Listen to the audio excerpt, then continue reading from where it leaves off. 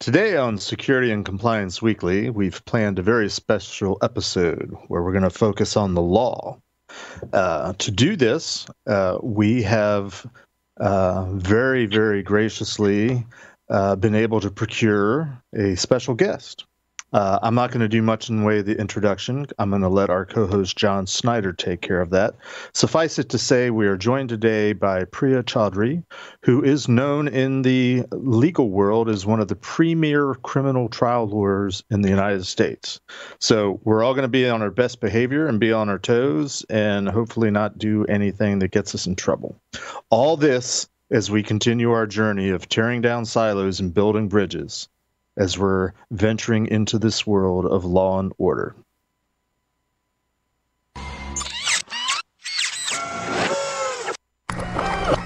This is a Security Weekly production.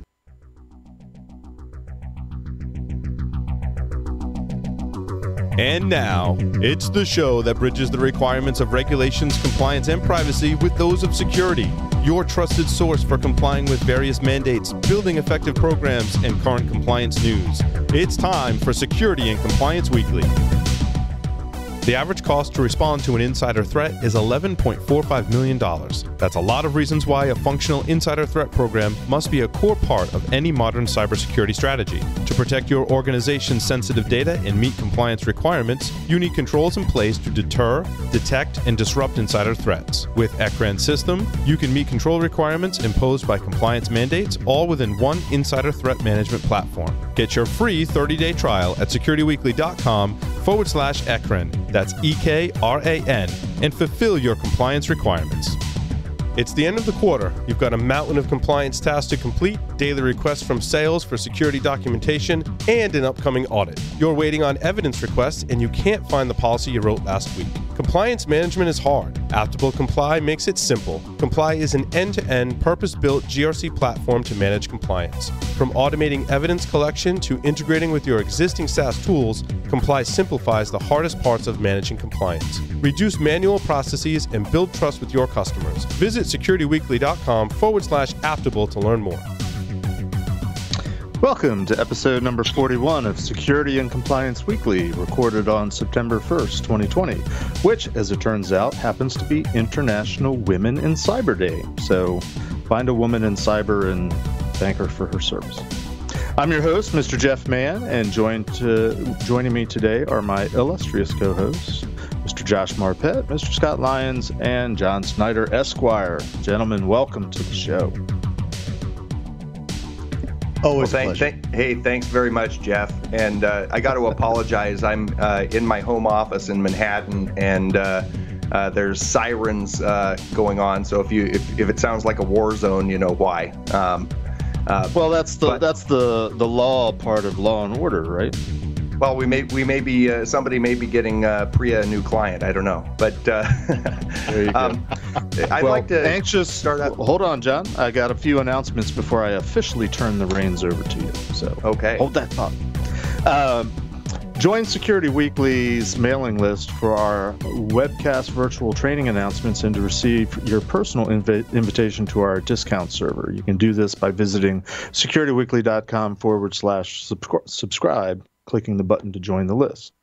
Also, if you have any specific guest or topic requests that you want us to cover on any one of our shows, you can give us this information by submitting your suggestions on securityweekly.com/guests. There's a form there, fill it out. We review these forms when we get the suggestions in. We do it at least monthly, and we'll reach out to you once we've reviewed your suggestion. Okay, John, you're on. I'm turning the microphone over to you. Thank you very much, Jeff. And it's really my pleasure to introduce Priya Chaudhry. Priya and I have kind of grown up together in New York litigation circles. I was more in the civil side, so people suing people for money. When things get really bad, you go to Priya because Priya's on the criminal defense side. And I will just say, among lawyers, Priya is considered kind of a legend in the field. She's a rock star. She not only does federal criminal defense, But there's kind of two kinds of federal criminal defense lawyers. There's the ones that settle, and there's the ones that go to war and win. And Priya is the latter. And it's probably the highest form of law there is. And so we're really fortunate to have her with us today. Priya, welcome to the show. Thanks. I hope that's the whole show. That was awesome. Let's leave on a high note. That's it. And thanks for joining us. Priya, just, I was talking to the fellas before today, and we were talking about how nowadays, if you're in the field of data science, data security, cybersecurity, there are so many legal ramifications for what goes on that it's sort of my view that if you're a CISO, Chief Information Security Officer, or in any way involved in the cyber world, you should have a lawyer on speed dial. And can you maybe give a little bit of background on yourself, why you decided to become a criminal defense lawyer of all things, and sort of how you see the legal landscape shaping up for people in the cyber world? Sure. So my background is I'm a graduate of UC Berkeley Northwestern Law School, a career criminal defense lawyer. I knew going into law school that I wanted to be a criminal defense lawyer. And after law school, I was a public defender for 2 years in Seattle. And then following that, I moved to New York City and have been in private practice ever since. For the first 4 years, I was with a white shoe criminal boutique, very prominent lawyers. 4 years into that, when I learned the lay of the land in New York, I started my own practice, and I had my own shop for about 6 years, which I grew to 3 lawyers. And then I merged my practice with a trial boutique that did both civil and criminal law. And I was there for about 7 years, and we grew that to about 20 lawyers in 3 different states. And I was a named partner there. And then last year, I decided to once again branch into having a criminal boutique that focuses just on representing individuals who are either charged with crimes or we also take select civil cases that are linked to criminal allegations, such as FINRA securities cases, Me Too cases, Title IX cases. So those are students in colleges who are accused of rape by the college, not by the government. But essentially, anyone accused of wrongdoing, we represent at all stages. And I have tried myself over 40 cases. I teach trial advocacy. I've been teaching trial advocacy for about 15 years. And the reason I'm what people call a true believer. I'm not a former prosecutor. My own views in politics are I would never do that. The reason I chose criminal defense is I hate bullies. And I think the government can be and is the biggest bully there is. I think with that sort of power and those sort of resources, the government must be checked at all times, because the first people to go are those systematically disinherited by our system, which, as we know what's going on in the country right now, are poor people and people of color. But beyond that, the government finds ways to bully even giant corporations, as we see what we're going to talk about today, because many businesses, whether they're financial or in the tech space or businesses that hold other people's private information, are beholden to the government in order to survive. And the government wields insane amounts of power on them. And in my view, the only thing that stands between people and the government are criminal defense lawyers. We are who enforce the Constitution. We are the watchdogs over the watchdogs. We make sure that the government doesn't just have its way whenever it wants. And so that's what I do.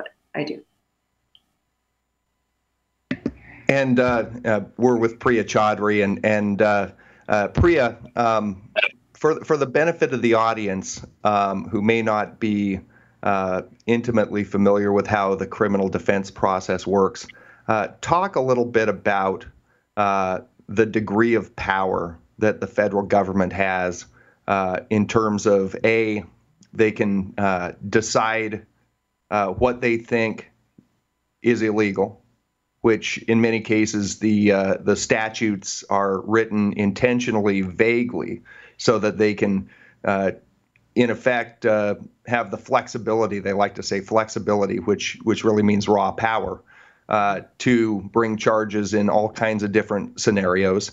The amount of resources the federal government has, as well as the penalty for going to trial. So if you decide to plead not guilty and force the government to prove their case and you lose, there's a real ramification to that as well.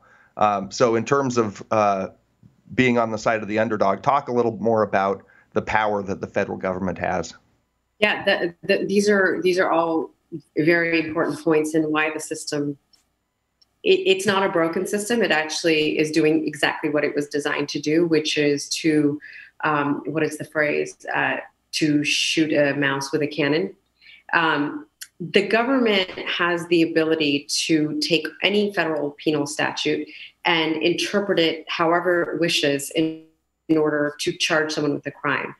The first step, which is, I know we'll get to the Uber case, but the government can either charge you with a crime by going to a grand jury or by filing a complaint against you. A complaint is a document written by some federal agent, probably with the help of some federal prosecutor, then given to a magistrate judge to show that there is probable cause that the following crimes have been committed. So one can be carrying on in their life, doing whatever you do every day, and there's a knock at the door at 6:30 in the morning, and they're federal agents, and they grab you, cuff you, and take you out of your house. And Priya, that is, yeah. I'm going to stop you for 1 second. I need to sort of level set, and I apologize. I'm not trying to be rude, but I want to give you some background here. As information security professionals, one of the things that we advise people to do is always have a civil and a criminal lawyer on retainer, or at least in your wallet. We walk the line between legal and illegal. If you're an information security professional and you do not know what the CFAA and USC 1029 and 1030 are, you're in trouble right off the bat. So, what we do technically for our cadre of pen testers, for example, what they do is automatically illegal if it wasn't for the letter of authorization that they carry with them. And even then, as per the coal fire case recently with the courthouse, sometimes that's a problem. So I respect what you're doing. Please understand. But you've got you should have at least a vaguely legally comfortable group here, if that makes sense. So you can ramp it up a couple notches is what I mean. I'm sorry. Yeah, so, no, well, when you said that. You can ramp it up a few notches. We understand law to a certain extent. Although I love what you're doing, but the idea of what a complaint is, trust me, that's something we got. Okay.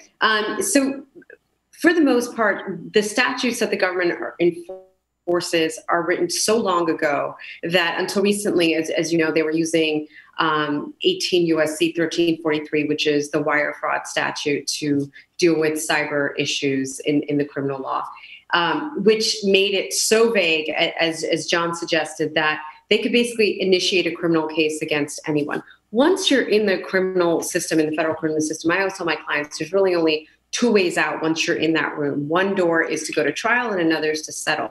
And that's the next step where the government has an insane amount of power, because once they formally charge you and bring you into the system, the resources of the federal government are the same resources that they can use for anything, whether it's putting people on the moon or buying nukes. They can, all of that money is available, and all those resources are available.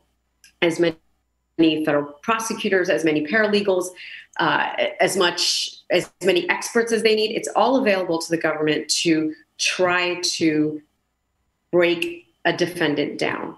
And their goal is to put so much pressure on someone with such huge threatened charges that even if those charges don't really have a legal basis, and in your world and in your field, one thing you all realize is the people on the front line of technology are light years ahead of lawmakers in both what they're doing and their understanding of the systems. And so all criminal law is playing almost a comically slow game of catch up. And lawmakers and prosecutors are trying to figure out well, one, what happened? And two, is this something that's a crime? And then three, how do we charge the person appropriately? So often they were using old, tired statutes to try to deal with something that, as I said, is light years ahead. And now they have come up with more appropriate statutes.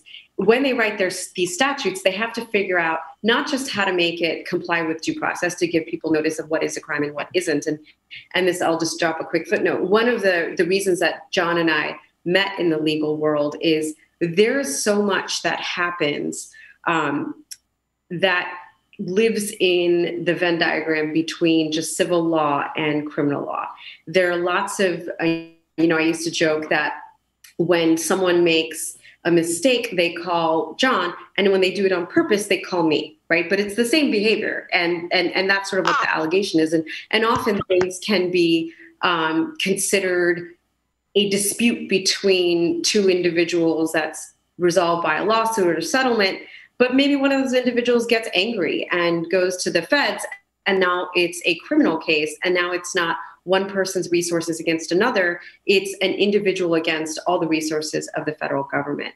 And maybe those charges wouldn't stick. Maybe the way they're trying to apply the statute, and this has happened throughout our lifetimes as lawyers, whether the government tries to prohibit market timing or other behaviors on Wall Street, they're often too late, right? The train is off the station. They think that shouldn't be legal, but instead of starting by writing the statute, they start by, as John calls it, a shot across the bow, and really trying to grab something that's already happened that may not be actually prohibited by the statutes that are in place, and they see what sticks, right? And the Uber case is going to be a really interesting discussion of that.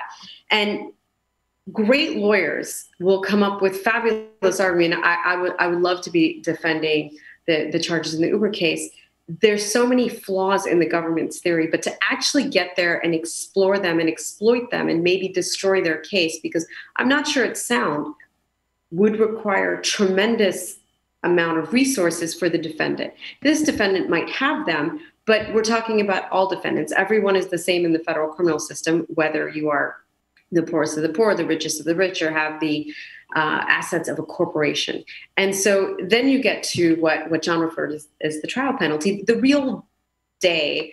If a judge decides after lengthy and expensive motion practice that, in fact, these are real charges and they can go forward, what a jury would decide is the facts and what actually happened. To get to that day, to have your day in court, which is a joke now because trials are often months long in complicated cases like this, is so expensive. And it's expensive both financially and it is expensive in terms of the risk to you. Because if the government offers you a plea deal and you accept it before they have to prepare for trial, then they will reduce the offense level by 3 points for accepting responsibility.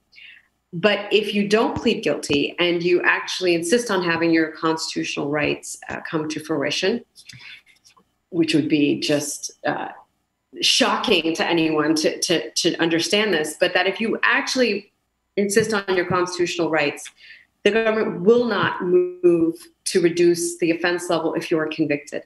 And that minus 3 points is actually a plus 3 points. So if you do become convicted, you're facing a much higher sentence. And more than that, the government will often add charges and supersede the indictment on the eve of trial, which can do two things. It can really increase what you're facing if you're convicted, but also change the landscape of the war so that your lawyers are now at the last minute trying to catch up because the trial that they were preparing for and expecting has now doubled in size. Priya, what you're saying, I'm sorry, I've got to interrupt for a second. What you're saying is that if you insist on your constitutional rights of an actual trial, of an actual going through all of the different pieces that are inherent in that, not only will they not give you the volume or group discount or whatever you want to call it, you don't get your Groupon, but they'll add stuff on there just because you're annoying the crap out of them. So effectively, it's the equivalent of I mean, like driving while black, but instead it's, insisting on your constitutional rights. So lawyering by, I don't even know what to say it. It's crazy. Is that what you're saying? That is what I'm saying. And that's exactly right. They don't just want to smote you, but they want to send a message to anyone watching, which is why this Uber case is so interesting. They want to let everyone know, the government, with every penny they spend, especially in high profile cases, don't you dare make the same mistake. We will smote you and everyone in your industry should you stand up to us. And so it really takes not just someone with the resources, but really sort of the bravery and courage to say, you know what, I'm actually going to fight this, because you're not just fighting for yourself, but you're fighting for everyone else. And that's why the percentage of federal trials is less than 2% of cases actually go to trial, which is why I'm in a unique position of a criminal defense lawyer who's actually tried so many cases, because brilliant lawyers with a lot of talent often just don't even have the opportunity to go to trial, because it's ultimately their client's choice. And, when you sit down with your client and you say, okay, you did nothing wrong, but you can fight the case and it might cost you a couple $1 million. And if you lose, you will go to jail for 5 to 7 years. If you win, it'll still cost you those dollars, and you might go to jail for a much shorter period of time. That's a hard conversation to have with someone.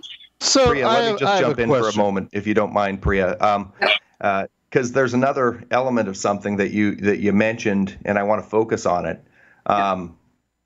The government can bring an indictment or can bring a complaint alleging that you did something and that's in violation of criminal statute.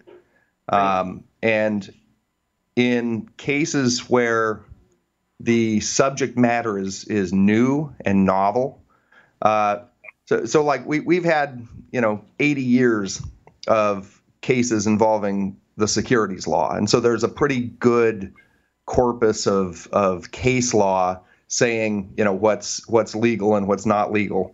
All the same, there's still disputes over that all the time. But if you get into the area of cyber and various internet and computer related crimes, there's been relatively little litigation of that topic, and you see all kinds of cases where people have talk about that a little bit. Talk about the uncertainty and power that the government has in cases where there isn't a lot of case law. Yeah, so that's a great question. This wild frontier of the law, whether it's in cyber or finance, is sort of what I consider like capitalism tax. We have this weird dichotomy in this country that we really love go-getters and people who are the inventors of today and the explorers of today. But those people are sort of going out there at their own risk because the law's so far behind. And they're often going, into places where the law is never considered because, lawmakers, you've seen C-SPAN, these people are your grandparents who wouldn't be able to get on Zoom, right? And they're trying to agree on what the regulation should be for Bitcoin international transfers. They have no idea what this is, what the actual subject matter is. And so when a client comes to me, it's interesting because people really should consult with a criminal lawyer before they do something. Often they will consult, and I understand why. With regulatory lawyers, with their corporate lawyers, someone who can give them guidance on how to structure what they're doing. But those lawyers aren't in the field of figuring out whether you're going to get investigated, and if you do you have a good defense? So you're saying before I throw this brick through this window, I need to consult a lawyer to see whether or not I can get away with it, or that it's legal, or can you break that down a little bit more? at the very least, to understand that what you're doing might be considered a brick through the window, right? Because the law is so far behind in catching up, and there's this Doppler effect between what someone did and what the law thinks is going on. The question for most cases in like a cyber case is what you're doing legal? The question is actually, is what you're doing obviously not legal? Right. And that's how you look at the statutes, because the statutes are not, as John was saying, in securities, I could sit down with somebody, and anywhere could and say, okay, this is what the statute says. This is the 27 cases in which it's been interpreted this way or that way. These are SEC prosecutions which have succeeded. These are SEC prosecutions which have failed. But here, we have no data, right? So what you would need to do is sit down and find out, okay, if I do it, and if I do it this way, is there a statute out there that clearly prohibits this? And so, a good example is during the boom of the internet poker years. That was a very tricky thing because the internet poker laws were state by state. And so companies were just national companies. There were cyber companies, there were e-commerce companies, and they were trying to do business, but they didn't understand when they first started that you actually need a lawyer to sit down and do an analysis state by state of how every state is going to interpret what you're doing, whether it's internet poker, whether it's internet pornography, whether it's internet payday loan companies, right? Anytime your business is crossing state lines, you have federal eyes watching. And if you're being innovative and you're pushing boundaries, and one way to see it is you're expanding the frontier, you are at risk of getting a tap on the shoulder and being told you shouldn't have been doing that, right? And maybe the answer is actually this was totally legal. If you don't want me or anyone to do it in the future, go write a law, and we have an ex post facto defense, and that when we did it, it was legal. But you risk being potentially that test case that they make. And then this is back to where I started. You might win the motions. You might win the idea that actually was not illegal when I did it, right? That's what the government has to show, that it was illegal when I did it. So you're talking about you're talking about setting precedents, right? Setting precedents in that somebody did an action, it got litigated, the outcome was not favorable for that action, therefore the precedence has been set. Is that correct? Yes, the precedent would be set in terms, for example, like insider trading, what constitutes a benefit, right? That even until 2 years ago has been evolving. It used to be pretty obvious that a benefit is something you give someone. And then the question is a benefit just feeling good that I did somebody a favor, right? And that went all the way up to the U.S. Supreme Court. Well, Priya, if I could just jump in for a second, and we're going to get into the Uber case next segment. But I just wanted to add another wrinkle to what you were saying, because if you look back at the Arthur Andersen case, Arthur Andersen was a big five accounting firm that handled the accounting for many Fortune 500 companies. And the government decided that they had done something in the Enron case that was, with respect to Enron, this is 20 years ago, that was illegal. And the government came in and they indicted not just individuals, but they indicted the organization. And, for an accounting firm to be indicted is a death sentence. And they basically shut their doors and liquidated the next day. So that was the end of Arthur Andersen. Of course, the case got litigated up to the Supreme Court over a number of years, and ultimately the Supreme Court decided that the thing that Arthur Andersen was indicted for was not actually a crime. Right. And they dismissed the indictment, but that made no difference to the tens of thousands of people who lost their jobs and lost their pensions. So in many cases, and you, Priya, you know this and can talk about this, the very act of making the accusation, regardless of whether you ultimately win or lose, the accusation can be devastating. That's exactly right. And for this reason, in the last handful of years in my practice, I have been fortunate to represent people in very high-profile cases. And the traditional view of criminal defense was, because we have a Fifth Amendment right, we make no statements. We don't engage the media. We sort of keep our head down, stay silent, and on the day that trial starts, you hear our story. What I've learned now is that because the court of public opinion is everywhere, it's on people's devices, they get pings all day, Twitter matters more than your arraignment almost, that in order to effectively represent anyone or any corporation that has either shareholders or is high profile in any way, they're of interest, they're a company that people take like Uber, that you have to have a parallel track strategy, because you need to be able to keep your client alive until the day of trial. And that could be 2 years down the track. And that accusation alone could, in the case of Arthur Andersen, a perfect example, kill the company. In the case of a company where the brand is trust and the accusation comes out as something that they're untrustworthy. I mean, companies only live because they get money in, they get money out, and then the net is good for them, right? That money out is going once you are investigated, right? You're going to be paying it to your lawyers. You're going to be paying it to experts. You might be paying regulators. You might be paying fines. All sorts of things are going to happen. How's the money going to stay in? How's it going to keep coming in? And how are you going to keep the company alive and robust for that day in court, after that day in court, and way after? Because very few people actually watch what happens in a court.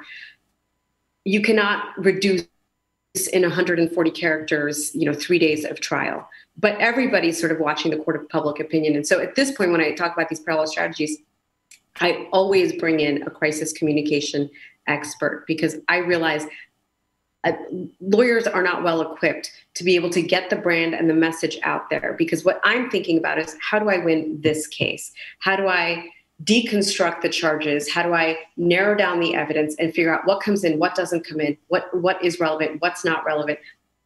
I'm not generally thinking about the big picture of, what do we say?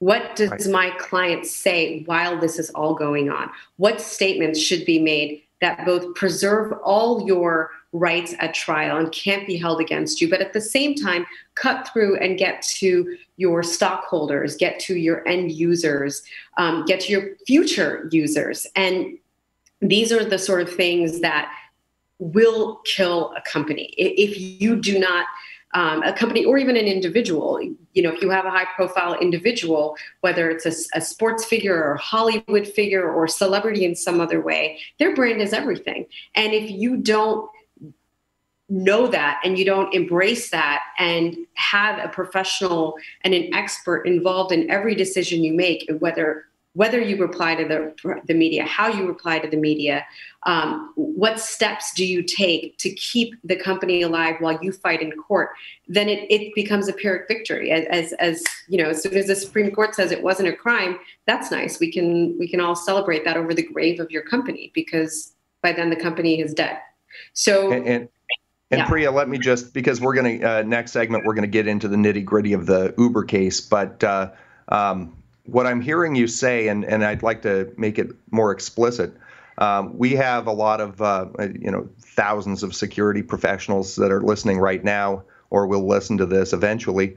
And what we're sort of, I think, moving toward in our discussion is recommendations that you would have for cybersecurity companies or any companies that are dealing with people's data, that they should be prepared before it happens for getting a call from the FTC or, God forbid, the Department of Justice, and that they should be proactive, and they should, be giving you a phone call today, so that in the event that this happens, and it may be, unlikely, or it may be a remote possibility, but if it does happen, the difference between being able to survive it and it being a death penalty for your company, in large part is going to be based on whether you are prepared and whether you have a plan of action for when that day comes. What do you think about that, Priya? I think that's 100% right. I think often what happens is people make that red phone call after the search warrant is already being executed, right?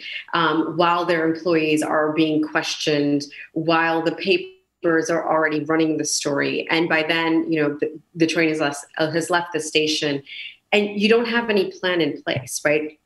One of the things that the criminal defense lawyer does is you already know who to call. And the lawyers basically explain the lay of the land to people. I mean, people, having watched Law and Order, and often people who are just very educated and successful think, if I call a lawyer, it will make me look guilty. If I don't explain things, it will make me look guilty. And Miranda Shamanda, that's for other people. I can fix this. And that's never the case.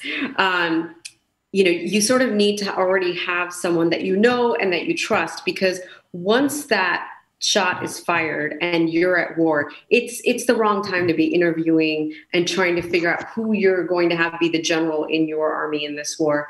It's also the wrong time to try to find the right crisis communication person, because the whole point of crisis communication is you want to manage the issue so it doesn't become a crisis. And that's the same thing from the criminal defense perspective.